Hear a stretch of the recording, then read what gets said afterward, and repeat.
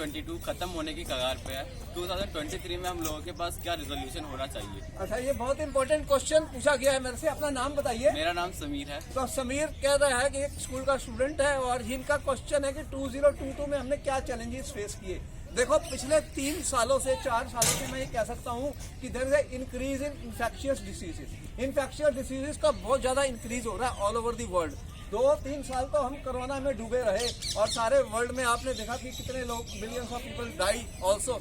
अभी भी कोरोना खत्म नहीं हुआ और ये चैलेंज अभी ऑन है। अभी भी बहुत सारे कंट्रीज में आपने देखा होगा कि चाइना में अभी भी कोरोना फिर से आ रहा है और कोरोना का जो वेरिएंट है वो अभी भी है और अभी ये इन्फेक्शियस डिसीज का चैलेंज खत्म नहीं हुआ। तो 2023 में हमें ये चैलेंज को भी फेस करना पड़ेगा कि सिर्फ कोरोना ही नहीं और भी कई प्रकार की इन्फेक्शियस डिसीजेज इंक्रीज हो रही हैं। तो इन्फेक्शियस डिसीजेज क्यों इंक्रीज हो रही हैं, ये एक हमें समझना पड़ेगा।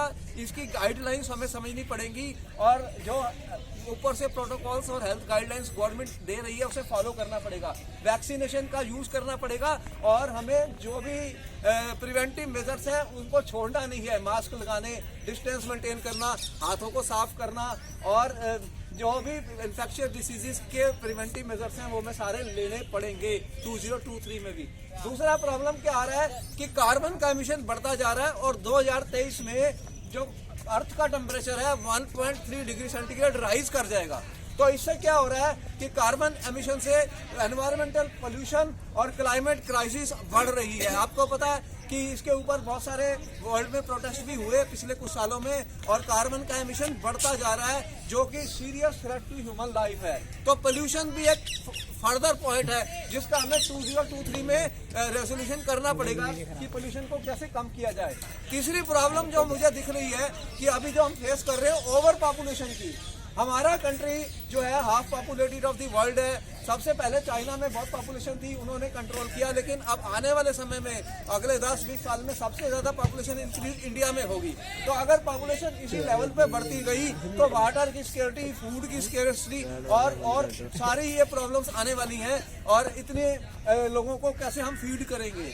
और एक और प्रॉब्लम मैं देख रहा हूँ कि जो हम पिछले कुछ सालों से फेस कर रहे हैं कि जो सॉइल की इरोजन होती जा रही है, जो अर्थ हमारी है वो सैंड में कन्वर्ट होती जा रही है, इरोड हो रही है और वो फर्टिलिटी उसकी लॉस्ट होती जा रही है। तो अगर सॉइल फर्टिलिटी खत्म हो जाएगी तो होगा क्या कि there will be scarcity of water और scarcity of food for the coming generations. तो हमें ये समझ आ रही है कि ऐसी बहुत सारी प्रॉब्लम्स आ रही हैं जो हम पिछले कई सालों से फेस कर रहे हैं और हमारा जो रेजोल्यूशन 2023 का होना चाहिए इन्हीं प्रॉब्लम को सॉल्व करने के लिए होना चाहिए कि हमें अपनी हेल्थ को ठीक रखना है, अपनी फिटनेस को ठीक रखना है। इसके लिए हमें एक्सरसाइज के प्रोग्राम करने हैं, हेल्दी फूड खाना है, हेल्दी डाइट खाना है। उसके बावजूद हमें अपनी मदर अर्थ और प्लेनेट अर्थ को बचाना है।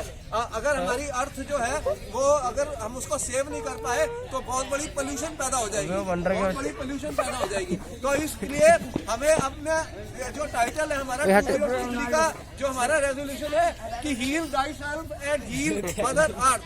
जो प्रॉब्लम्स और चैलेंजेस आ रही है उसके बारे में हमें सोचना है और अपने प्रॉपर मेथड से इन सब को हमें बचाना है, अर्थ को बचाना है और अपने आप को बचाना है। तो हमारा 2023 का रेजोल्यूशन है heal thyself, heat planet earth for the X. और नहीं तो क्या होगा कि हम 6th मास एक्सटिंक्शन फेस कर सकते हैं अगले 1000, 2000, 5000 सालों में। तो ये बहुत सीरियस थ्रेट है, तो इसी को बचाना है। तो हमारा रेजोल्यूशन क्या रहेगा?